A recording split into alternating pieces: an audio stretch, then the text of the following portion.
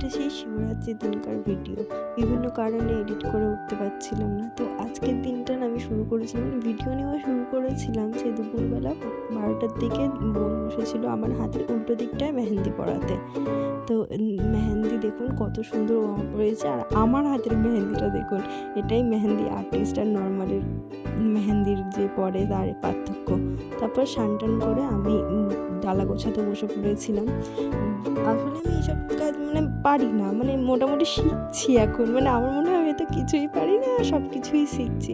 তো একে একে ফল টলগুলো ধুয়ে, ফুলগুলো ধুয়ে, আসলে মেইন প্রবলেম হয়ে গেছিলো বেলপাতা পাওয়া যাচ্ছিল না। আমাদের বাড়ির পাশে বাড়িতে গাছ আছে, কিন্তু ভালো বেলপাতা পাচ্ছিলাম না। অতি কষ্টে কয়েকটা বেলপাতা পেয়েছি, এটা দিয়েই পুজো দেবো। আরও আকন্দ ফুলের মালা পাইনি, আরও অনেক কিছু পাইনি, যেগুলো ওই কাটা ফলটা পাইনি, একটা পেয়েছিলাম ছোট। অনেক কিছুই পাইনি। পুজোর বাজার যেহেতু বোন করতে গেছিলো আগের দিন সন্ধেবেলা, তার আগের দিন যেহেতু যাওয়া হয়নি, তাই জন্য অনেক কিছু পাইনি আমরা। আর তাছাড়াও আশেপাশে কোথাও গাছও নেই যে পাবো। ওই কয়েকটা গাছ আছে, সেখান থেকে আগের থেকেই মানুষজন সব কিছু তুলে নেয়, ফুল টুল আগেই ভেঙে নেয়, দুদিন আগে থেকে। নীলকণ্ঠ ফুল, কলকে ফুল, এইসব তো পাইনি। যাই হোক, আগের দিন বাজার থেকে ফুল আনা হয়েছিল, ওই ফুলটা দিয়েই নিয়ে গেছিলাম পুজো দিতে। তারপর পুজোর ডালা সাজানোর পর আমি নিজে রেডি হয়ে নিচ্ছিলাম। তো অনেক দিন পর ইচ্ছা করলে একটু নুপুরটা পরি, তাই নুপুর পরছিলাম, আলতা পরছিলাম।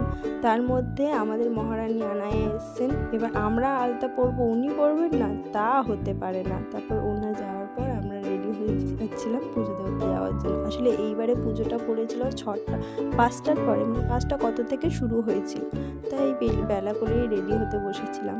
আদৌ আমি প্রতি বছর শিবরাত্রিতে আমার শরীরটা খারাপ করে, আমার মনে হয় মাথা ফাতা ঘুরতে শুরু করে দেয়। কিন্তু এই বছরটা আমার প্রচণ্ড এনার্জি ছিল, অনেক ভালো করে, বহু বছর পর আমি অনেক ভালো করে পুজো দিতে পেরেছি। প্রতি বছর আমার শরীর খারাপ করে, আমার মনে হয় মাথা ঘুরে পড়ে যায়। আগের বছর তো মাথা ঘুরেই পড়ে গেছিলাম বাড়িতে, তারপর অনেক কষ্টে উঠে গিয়েছিলাম পুজো দিতে।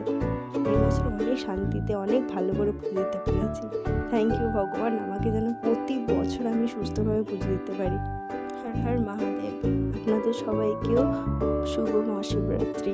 পুজো দিয়ে বাড়ি আসার আমার কাছে কোনো ভিডিও ক্লিপ নেই, কারণ আমার শরীর আর দিচ্ছিল না।